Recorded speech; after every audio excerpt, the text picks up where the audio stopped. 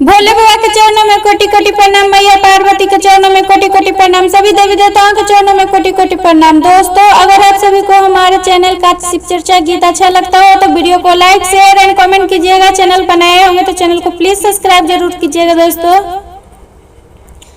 कहाँ से लाए वे सुंदर सुंदर फूलवा, कहाँ से गंगा जलवा लाए बहे, कहाँ से लाए सुंदर सुंदर फूलवा, कहाँ से गंगा जलवा लाए बहे। ए सखी है काई से जाएम बाबा धाम नगरिया, भोला के दर्शनिया करे। सखी है कई से जाएम बाबा धाम नगरिया, शिव जी के दर्शन करम है।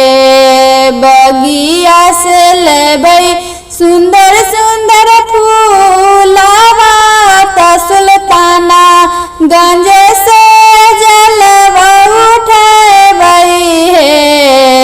बगिया से लेबै सुंदर सुंदर फूलवा, सुल्ताना गंज से जलवा उठबै है।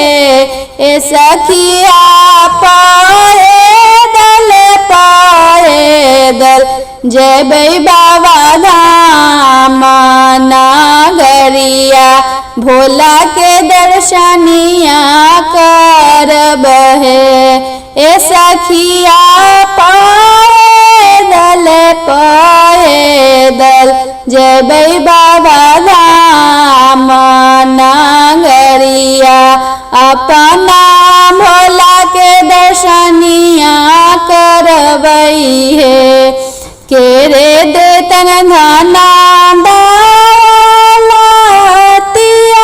से, केरे गोदी बालक देतन है। केरे देतन धना दौलतिया ता, केरे गोदी बालक देतन है।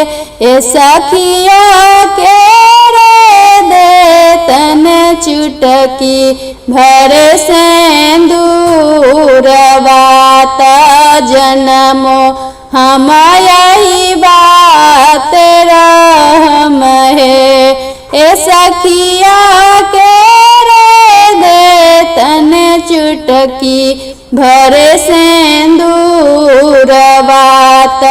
जन्मो हम यही बात रहबै है।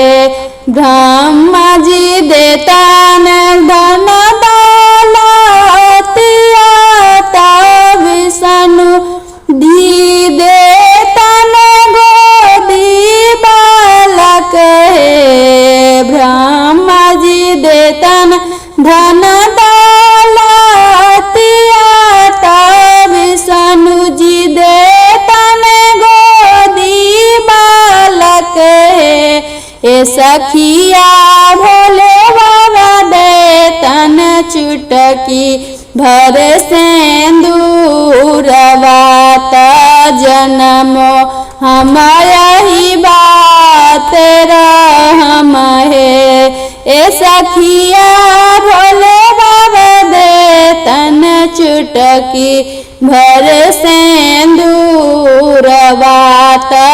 जन्मो हम यही बात रहबै है।